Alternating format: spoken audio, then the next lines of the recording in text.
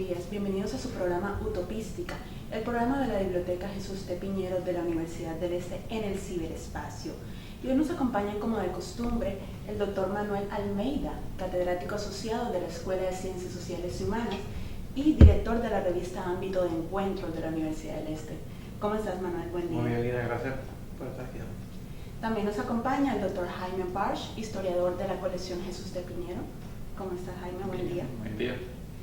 Y hoy tenemos un invitado muy especial. Él es el profesor y doctorando José Julián Ramírez.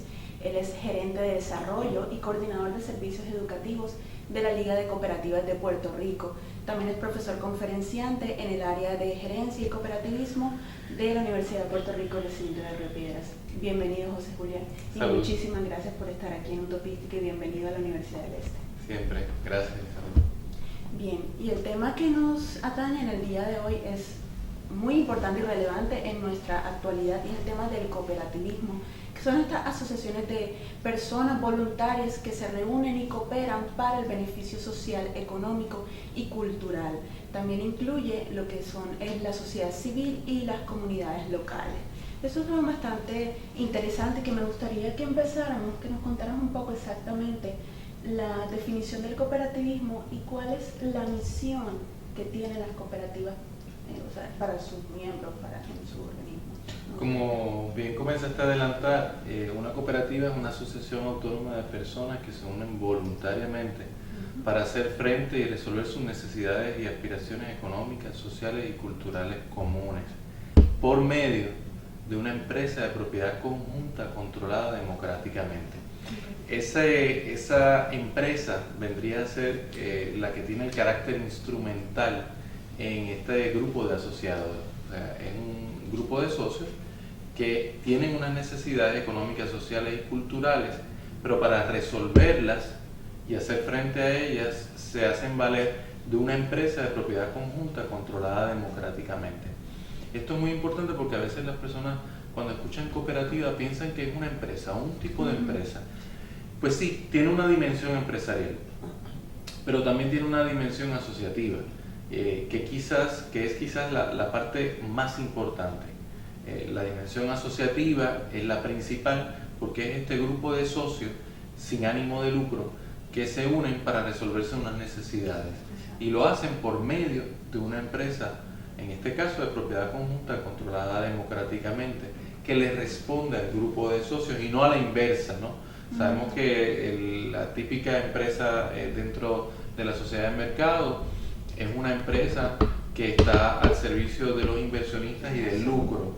En este caso, el asociado es o consumidor o trabajador que se une para, en ese sentido, tratar de resolverse unas necesidades por medio del modelo cooperativo, donde el lucro, es decir, la inversión, es lo menos importante. Lo más importante en este caso es el ser humano y las necesidades que tiene de resolverse. Y una pregunta, profesor Ramírez, ¿nos podría hablar un poco en términos del trasfondo histórico del cooperativismo, es decir, los contornos generales de cómo se desarrolla históricamente el cooperativismo y eventualmente un poco caer para responder a la pregunta cómo se inicia el cooperativismo en Puerto Rico? Sí, eso es muy importante. El cooperativismo a nivel mundial comienza después de la Revolución Industrial.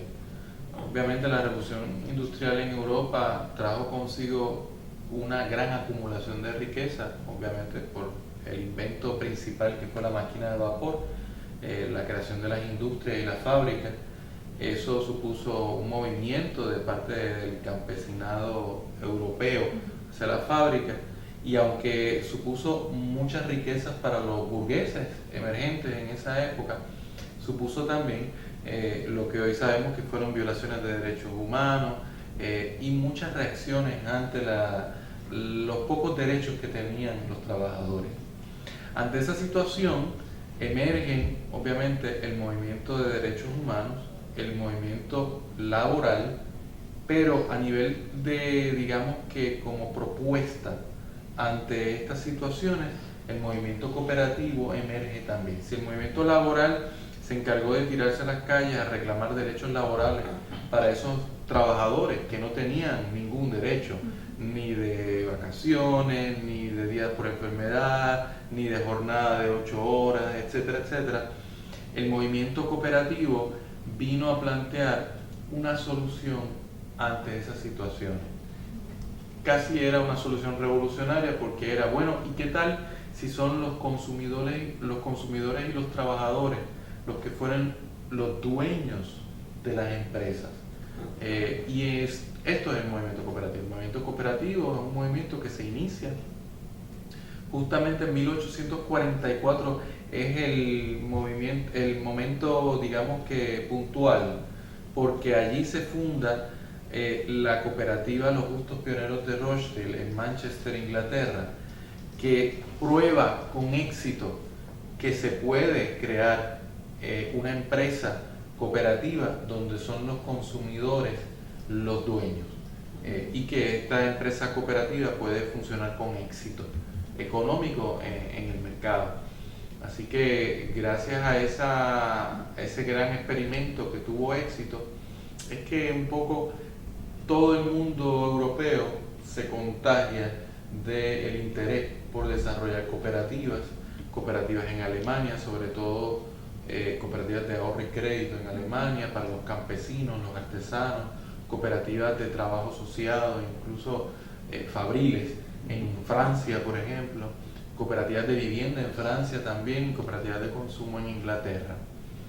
29 años más tarde de este hito en la historia del cooperativismo mundial, que ya situamos en 1844, en 1873 Puerto Rico desarrolla su primera cooperativa. Se llamaba la Sociedad de Socorros Mutuos, los Amigos del Bien Público.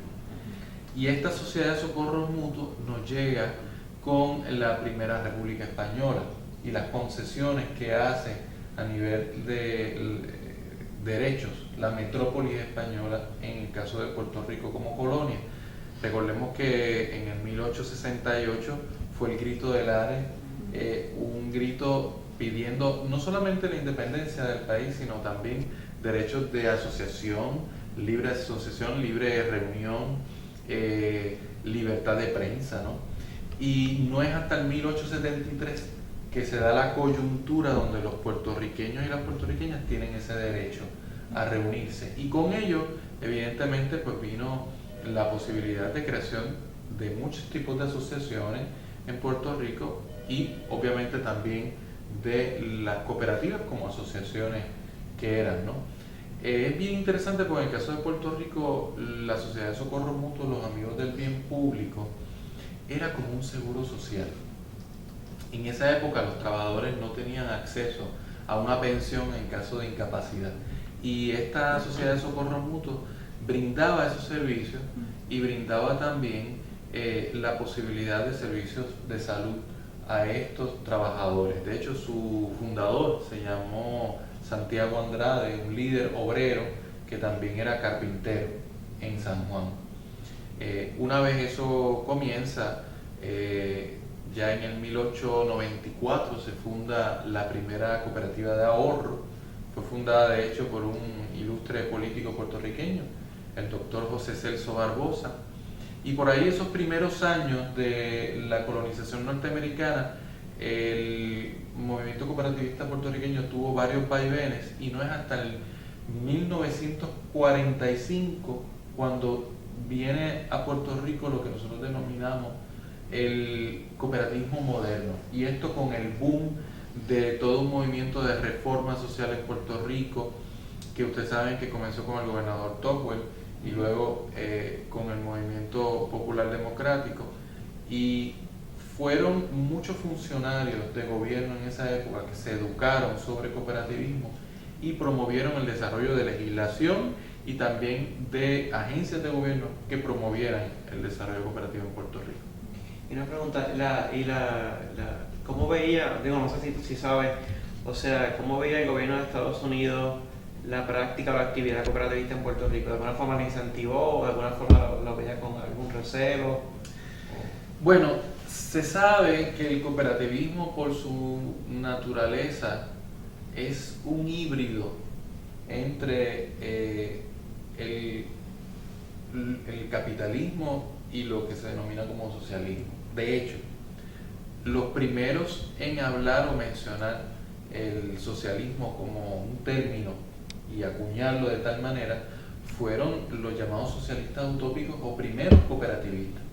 Era una especie de socialismo cristiano. Entonces, Owen, el Conde de San Simón. Correcto, correcto.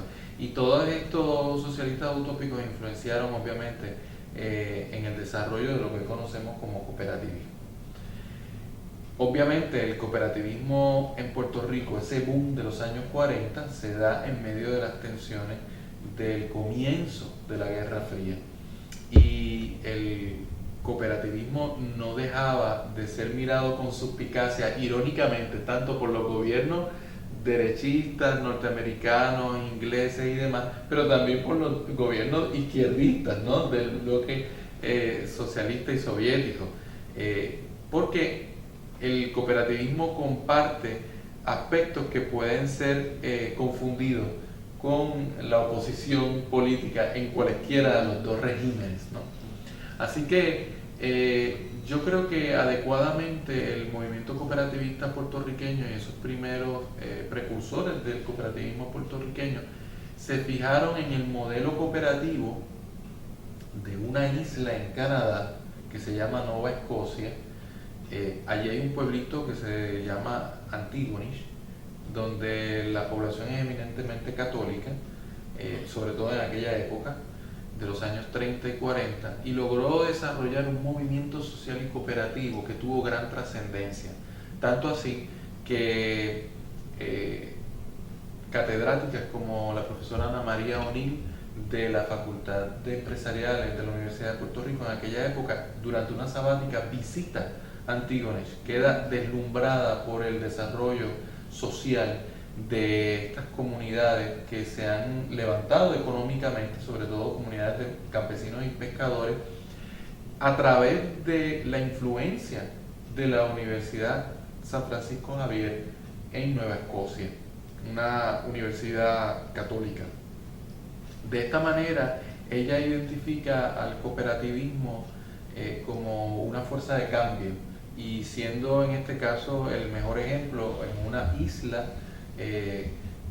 donde hay muchos pescadores, hay muchos campesinos, pues trató de traer ese modelo a Puerto Rico. Me parece a mí que al ser un modelo que venía de un país amigo de Estados Unidos, contestando tu pregunta, pues no recibió resistencia mayor, ¿verdad?, que la que hubiera recibido si hubiera venido de otros países latinoamericanos. Y si hablamos de la actualidad en Puerto Rico, ¿no?, yo creo que el modelo que más se conoce es el de la cooperativa de ahorro y crédito, pero entiendo que hay una gran variedad de cooperativas, ¿no? Y ¿podría hablar un poco sobre cuáles son los modelos que hoy día hay en Puerto Rico? ¿Cuántas cooperativas hay, por ejemplo? Sí, definitivamente el modelo cooperativo en Puerto Rico es una radiografía de la economía del país. La economía nuestra, hasta cierto punto, se ha abocado a ser una economía de consumo. Así que el cooperativismo puertorriqueño en su mayoría está, digamos que, constituido por consumidores, en este caso consumidores financieros. Hay que situarse en un momento de boom económico donde Puerto Rico, por la fábrica que vinieron por la 936, pues desarrolló una clase trabajadora media, ¿verdad?, con poder adquisitivo, no tanto, pero sí con unas necesidades iniciales, y eso permitió que un cooperativismo de ahorro y crédito floreciera, bastante vigoroso. De hecho, es el cooperativismo, como usted muy bien dice, más vigoroso en todo Puerto Rico. Estamos hablando de 115 cooperativas de ahorro y crédito en todo el país, de las cuales digamos que la inmensa mayoría son comunales, casi 70% de ellas son cooperativas que están en los centros de los pueblos. Muchas de ellas fueron fundadas por iglesias, sindicatos, asociaciones gremiales.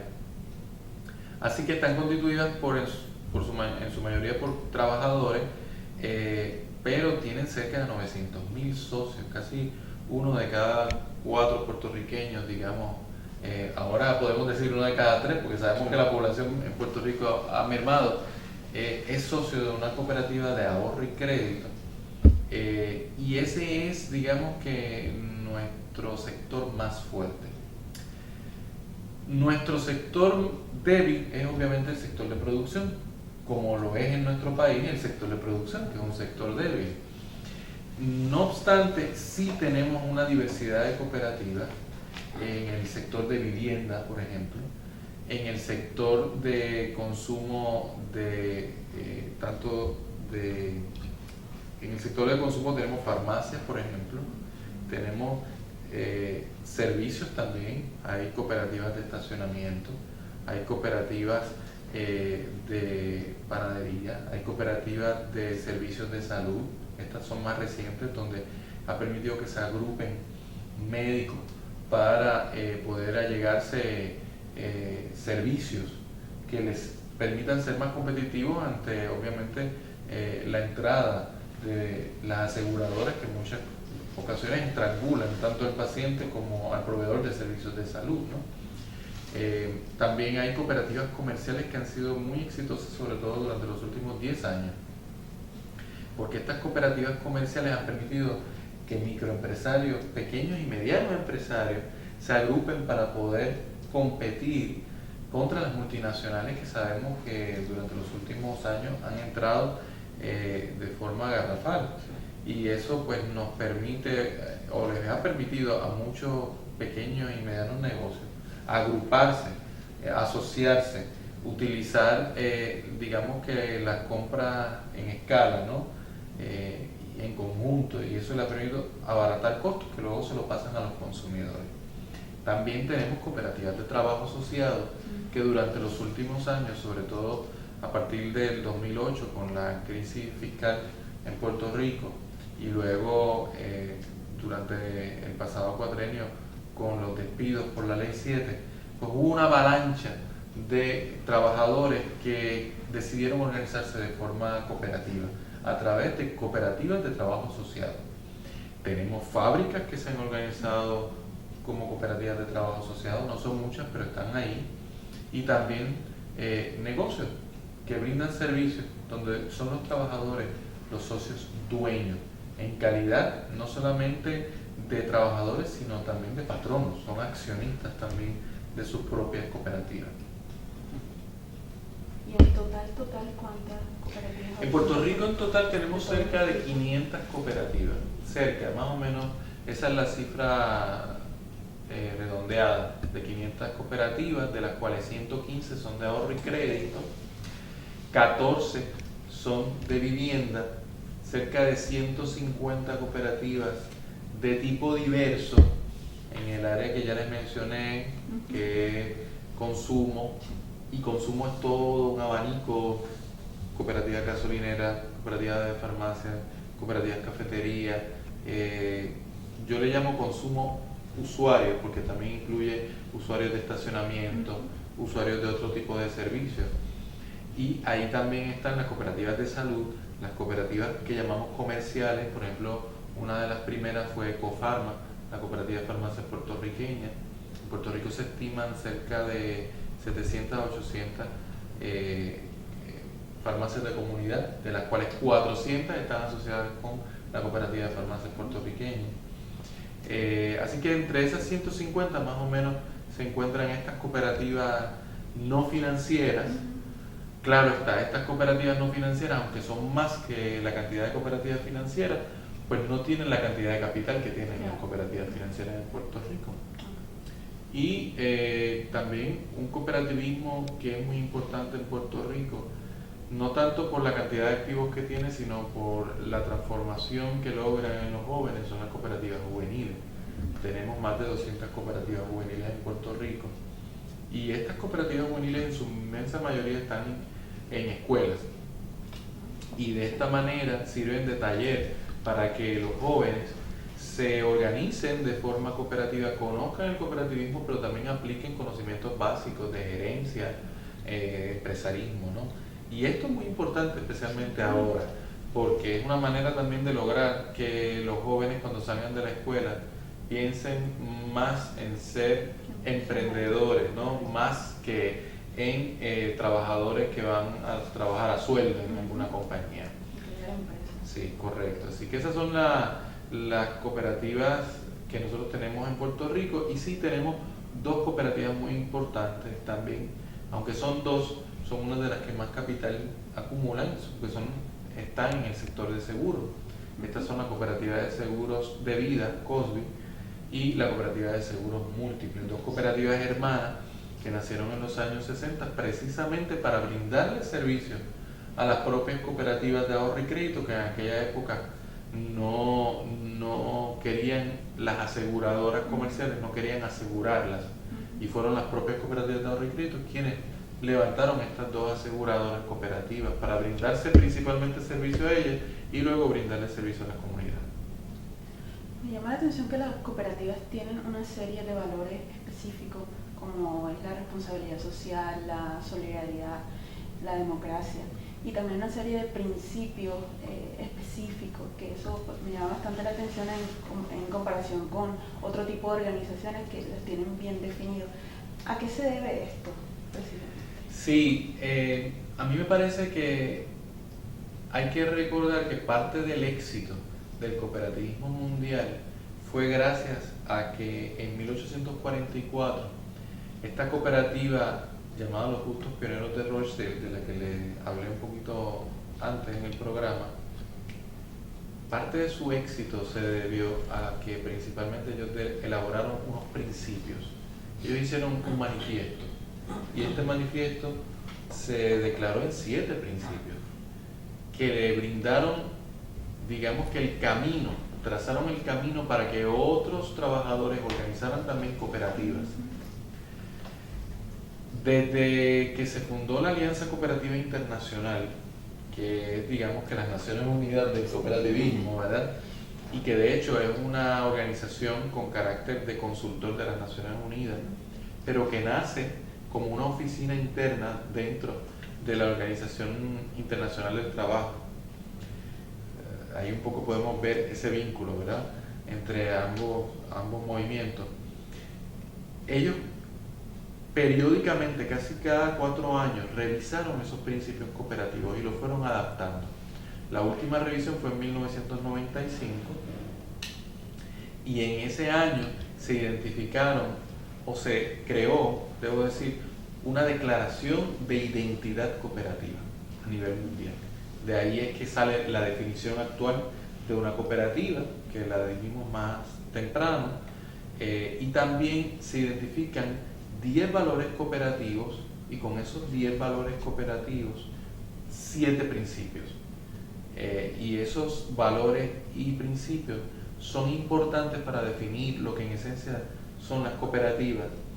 No es cualquier tipo de negocio, es un negocio con un carácter ético importante, donde los valores como democracia, por ejemplo, ayuda mutua, responsabilidad sobre los actos de cada uno de los socios de la cooperativa, solidaridad, equidad, por ejemplo, que es el principio de reparto equitativo, la igualdad de cada uno de los socios. Y esto es importante porque, por ejemplo, para que tengan un dato, en el 1846 los Justos Pioneros de Rochdale permitieron la entrada de la primera mujer cooperativista dentro de su cooperativa.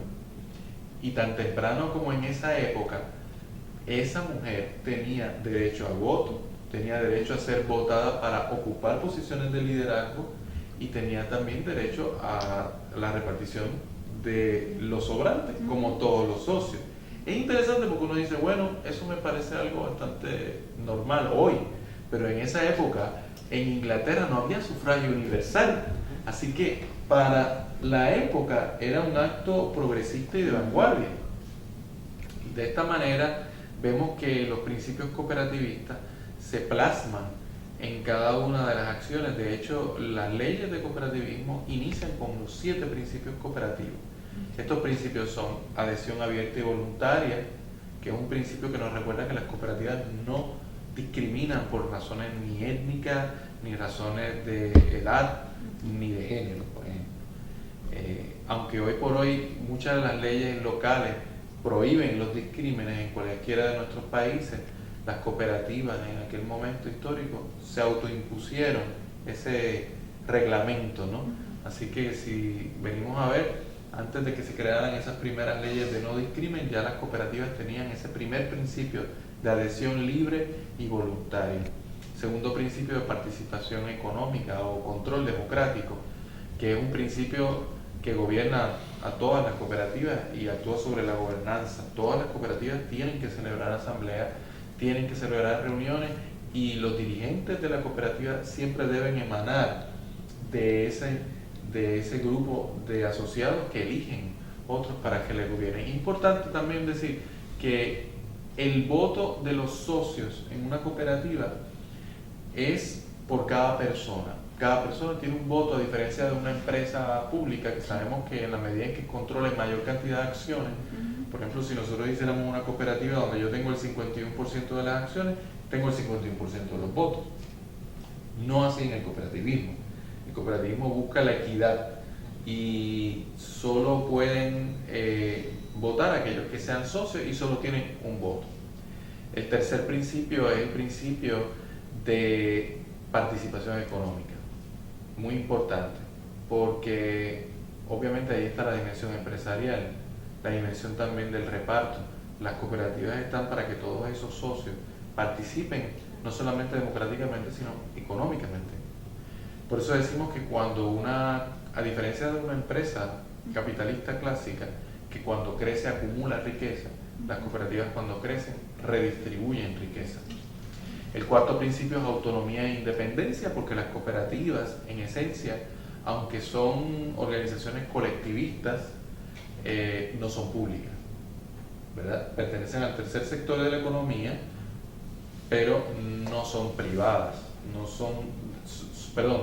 son privadas, pero no son públicas. Es decir, que la cooperativa le pertenece a sus socios, no le pertenece ni al gobierno, ni le pertenece a ninguna otra empresa. En ese sentido, una cooperativa no puede ser subsidiaria de una empresa no cooperativa, ¿verdad? El quinto principio es el principio de la regla de oro, que se denomina educación, información y formación, y es el principio que tiene que ver con la reinversión que hacen las cooperativas. Si usted piensa en una empresa cualquiera, el reparto, el sobrante que se reparte a los inversionistas, usted dice, bueno, es mucho porque son pocos inversionistas. ¿Qué en el caso de que sean muchos los socios? Pues quizás lo que le toca a cada uno de ellos no sea tanto. Así que la empresa cooperativa reinvierte en muchas ocasiones en educación para sus socios, que es la mejor manera de reinvertir. El sexto principio es cooperación entre cooperativas. Esto es porque las cooperativas no pueden estar solas, aisladas en el mundo, porque de lo contrario la competencia se las traga. Vivimos en un mundo globalizado y las cooperativas, siendo independientes, teniendo autonomía, la manera en cómo también se defienden de otros mercados, ¿verdad?, que pueden competir con ellas, es por medio del federalismo. Se unen, se asocian por medio de entidades federativas a nivel regional, nacional y a nivel internacional. Y finalmente el séptimo principio, que fue un principio que se añadió en el 1995, en gran medida por el boom de toda la discusión sobre el Foro Social Mundial, es el principio de compromiso con la comunidad. Es un principio que ya inscribe la responsabilidad social de manera tácita en los principios cooperativos. ¿Sí? Mencionó la palabra educación, parte importante de la misión, ¿no?, de la cooperativa. Y mencionó, por ejemplo, pues, las cooperativas juveniles que hay en las escuelas, ¿no? Y entiendo que es parte fundamental del trabajo del movimiento, educar tanto a los socios como a las personas que no son socios. Hoy día en Puerto Rico, ¿cómo las cooperativas cumplen con esa misión de educar? Sí, importante. Por ejemplo, el año pasado, en el renglón de educación, las cooperativas de ahorro y crédito solamente invirtieron 3 millones de dólares. Esto es educación de sus directivos, de sus empleados, de sus socios de comunidad. Y la cantidad de horas que dedicaron a educación es exorbitante, no solamente porque es un principio moral que les rige, sino también porque la legislación le impone que los directivos de una cooperativa tienen que tomar educación continuada, formación y educación continuada. Esto es muy importante porque también está atado al principio de participación democrática. Por ejemplo, yo no soy financiero, me imagino que ninguno de ustedes tampoco. Sin embargo, cuando somos socios de una cooperativa financiera, por ejemplo, tenemos la posibilidad de ser elegibles a la junta de directores. Siendo elegibles a la junta de directores, les pregunto, ¿qué conocimiento tenemos nosotros en el área financiera como para poder aportar? Quizás no mucha. Pero la cooperativa no puede restringir la participación en sus cuerpos directivos. En los cuerpos directivos de una cooperativa uno puede encontrar un maestro, un profesor universitario, un guardia de seguridad, una persona que tenga baja escolaridad, un abogado, un médico. Así que la manera en cómo esos cuerpos directivos pueden tomar decisiones inteligentes que puedan competir en el mercado con decisiones importantes como las que se toman en la industria financiera, por darles un ejemplo, pues es educando, invirtiendo en la educación de estas personas que tienen digamos que el deber fiduciario y la responsabilidad de velar por los activos de la cooperativa. Están allí representando al grupo de socios, velando los activos de la cooperativa, supervisando al presidente ejecutivo de esa cooperativa y supervisando las operaciones de la cooperativa. Así que solamente por medio de la educación es que los cuerpos directivos y los empleados y los socios de la cooperativa conocen adecuadamente lo que son los valores, los principios cooperativos y conocen además sobre la industria donde está insertada esa cooperativa para poder tomar decisiones adecuadas e inteligentes. Me parece que corre paralelo no lo compara, por ejemplo, con la extensión del derecho al sufragio, ¿no? El derecho al voto o los derechos de participación política, pues presuponen al menos, ¿no? También pues paralelamente la extensión de la educación pública masiva, ¿no? Como precondición para darle unas herramientas, unos elementos de juicio a la gente que esto se conviene, ¿no? a estos derechos. Y de la misma forma, volviendo a lo que decías ahorita, me parece, no me sorprende, debería decir, que se origina en Inglaterra ya para los 1840, porque en Inglaterra también, número uno, es donde más fuertemente y más rápidamente se organiza la clase trabajadora advenida proletaria. De hecho, en Inglaterra es donde es pionera también en la extensión del sufragio. Yo creo que ya para los 1840 ya los trabajadores no propietarios podían, hombres, ¿no? Pero bueno, poco a poco, sí. Podían ya ejercer el derecho al voto y tal y tal. Y por otro lado me parece, también comentaba ahorita y un poco me quedé con esto en la mente, de que le puede parecer un poco antipática la actividad cooperativista de todos los de extrema izquierda, de extrema derecha, pero me parecería que es obvio el porqué, ¿no? Porque un poco lo que se apuesta a la autogestión. Claro. Entonces, desde la óptica de la derecha, pues es la prédica de la liberalización total de la actividad económica. Claro. Y desde el socialismo, por lo menos el socialismo realmente existente, que siempre fue bien estatista, pues también, o sea, produce una amenaza el planteamiento de la autogestión. Pero nada, es que eso un poco lo tenía en la mente. Entonces, ahora volviendo para hablar específicamente de la Liga de las Cooperativas. ¿Cuáles son las funciones, cuál es la misión de la Liga de las Cooperativas? ¿Qué beneficios implica para las cooperativas formar parte de la Liga de Cooperativas? Claro. Mira, prácticamente todos los países del mundo tienen sus federaciones y confederaciones nacionales que les permiten agruparse, representarse internacionalmente. En el caso de Puerto Rico no es la excepción. Puerto Rico tiene una Liga de Cooperativas de Puerto Rico que vendría a ser la entidad sombrilla que agrupa a todas las cooperativas del país.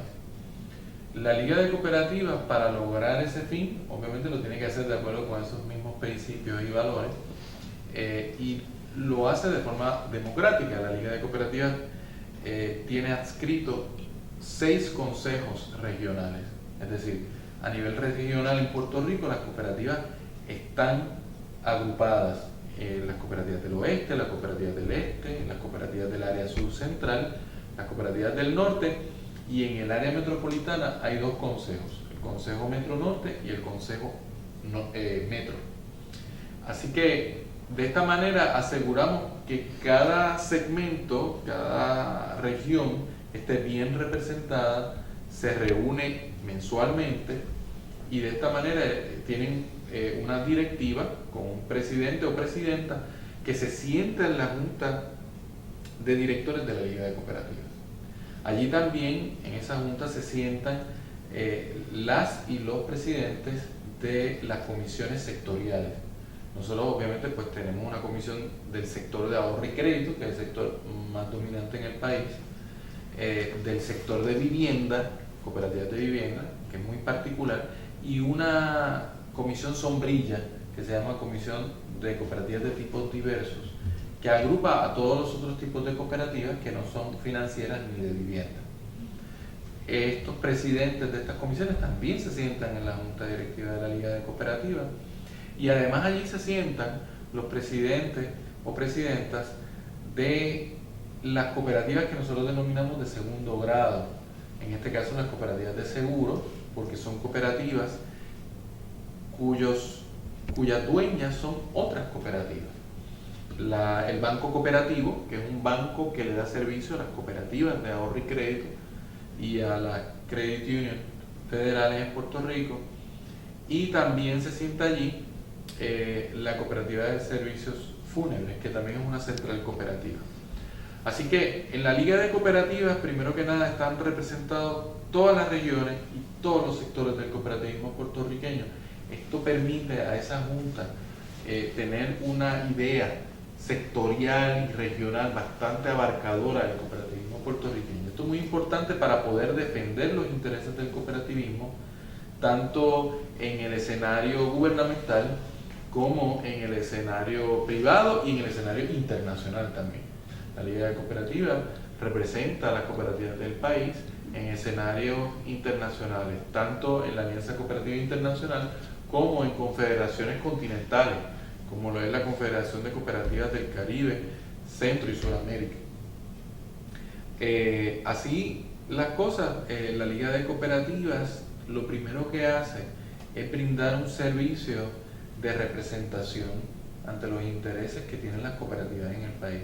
Siendo socio de la Liga de Cooperativas, afiliándose a la Liga de Cooperativas, las cooperativas del país tienen un defensor, sobre todo en momentos en que la legislatura decide desarrollar una ley que impacte, o un proyecto de ley que impacte a las cooperativas, pues allí está la Liga de Cooperativas defendiendo los intereses de las cooperativas.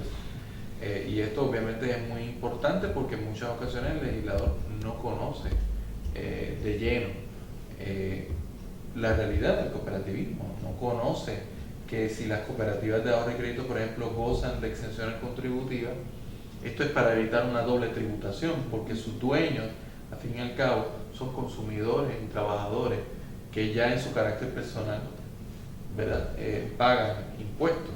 Así que esto solo para darte un ejemplo. Además, la Liga de Cooperativas tiene unas funciones en ley.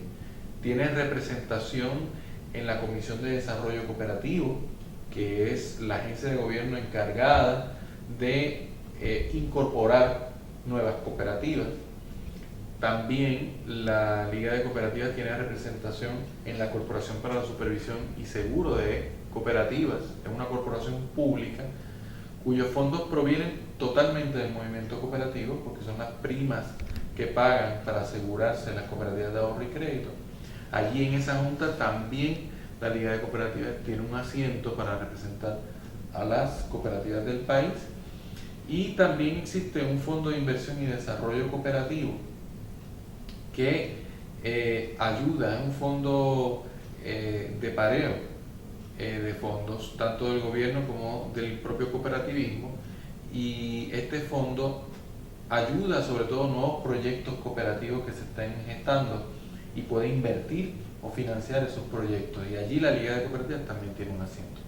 Así que perteneciendo o afiliándose y estando al día, ¿verdad?, con la Liga de Cooperativas de Puerto Rico, eso le permite a los cooperativistas participar del Congreso de las Cooperativas, que es un congreso anual, allí llevar las situaciones que tienen, ser escuchados por sus compañeros cooperativistas y a la vez que de allí emanen resoluciones que obliguen a todo el movimiento cooperativo y que le permitan a la Liga de Cooperativas llevar la voz cantante. Para darte un ejemplo, en el congreso pasado de la Liga de Cooperativas, las cooperativas de salud, que son nuevas, que están comenzando, que son relativamente pocas, aproximadamente 15 cooperativas de salud, de servicios de salud, solicitaron al movimiento cooperativo solidaridad con respecto a la aprobación de un reglamento que era muy importante que se emitiera por el gobierno de Puerto Rico para su existencia.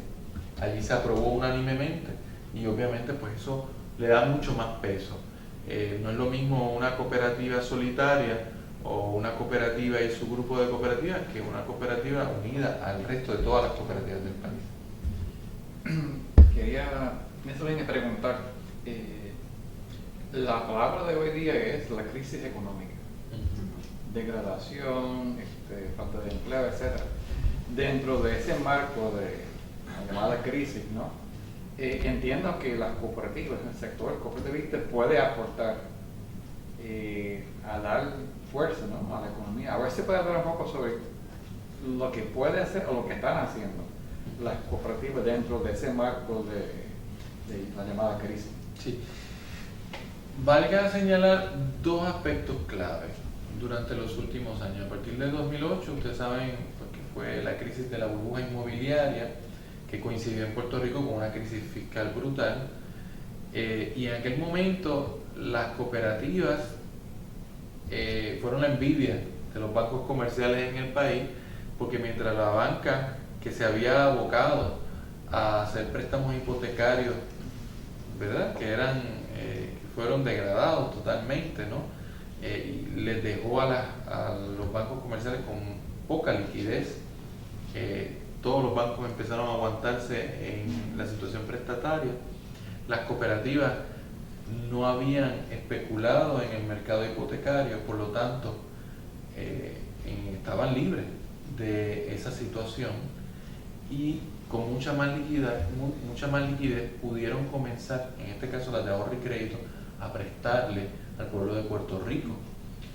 En el 2011, para darles un ejemplo, hubo un incremento brutal en los socios de cooperativas en Puerto Rico, porque prácticamente las personas se salieron de los bancos. Esto incluso coincidió con el movimiento Occupy en Estados Unidos, que también exhortó que la gente se moviera de los bancos a las credit unions, a las cooperativas, y así fue. Para darles una cifra, hubo de cada 5 personas que entraron a una cooperativa, 2 eran nuevos, ¿verdad? Siempre hay la mitad, más o menos, por deceso, mueren, se van de la cooperativa, pero hubo un incremento prácticamente del 200% en todas las cooperativas en términos de socios. Eso es muy importante y eso habla bien de la liquidez que poseen las cooperativas en el país, en gran medida porque han sido conservadoras en el proceso de inversión. Las cooperativas por ley no pueden invertir digamos que en el mercado bursátil de la misma manera que lo puede hacer una empresa capitalista clásica. No puede especular de la misma manera.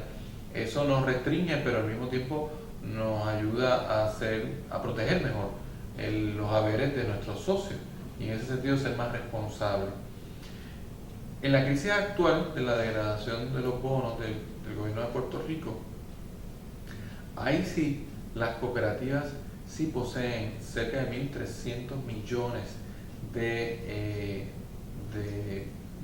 bonos del gobierno de Puerto Rico. Y ahí sí uno podría decir, bueno, nos preocupa porque estos bonos están degradados.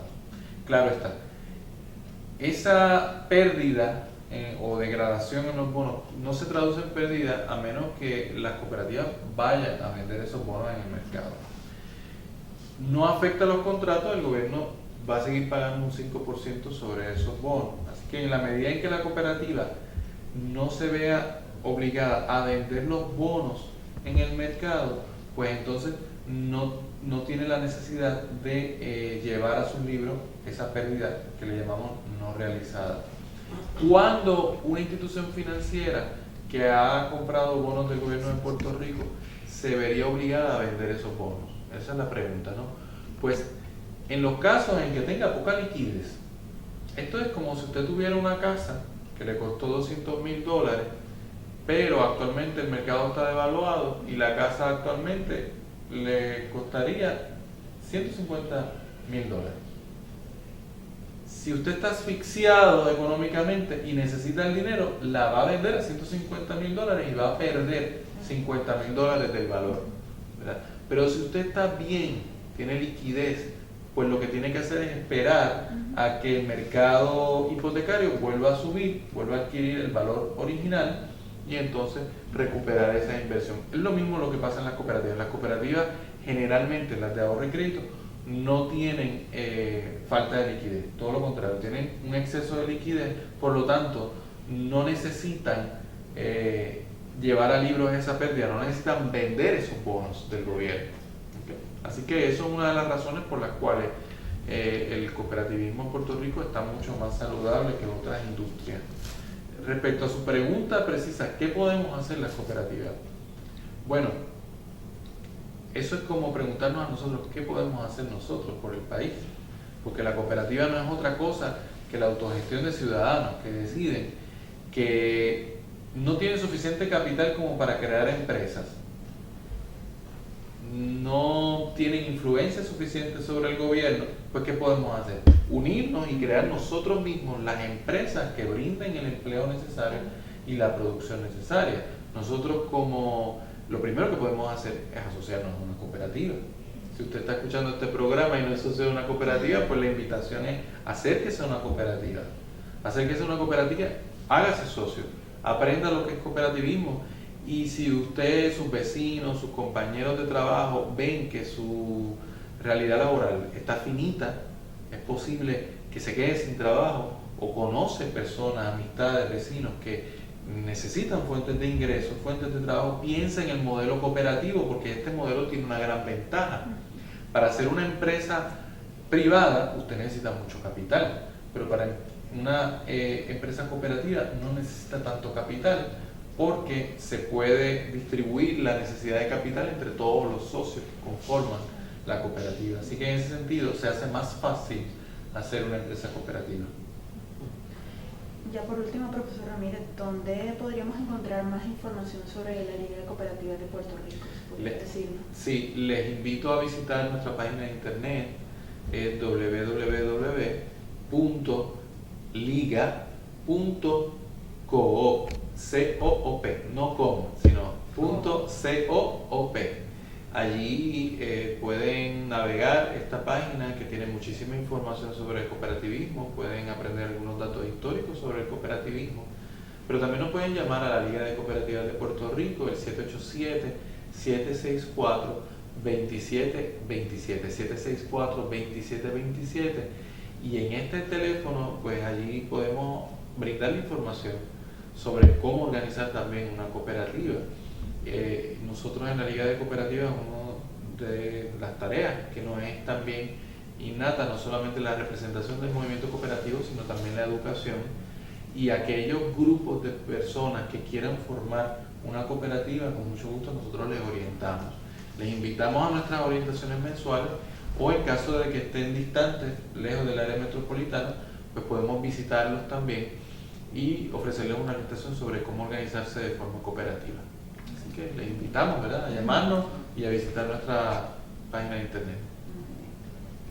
Bueno, amigas, eso es todo por el día de hoy. Antes de despedirnos, quiero agradecer muchísimo al profesor José Julián Ramírez por estar aquí en nuestro programa, y también al doctor Manuel Almeida y al doctor Jaime Parch por acompañarnos en esta mañana. Y recuerden, amigos y amigas, visitarnos a nuestra página, en el perfil en Facebook, y chequear todos los videos en YouTube de Utopística. Pueden dejarnos comentarios y sugerencias. Y bueno, hasta otra oportunidad, nos vemos pronto. Muchas gracias.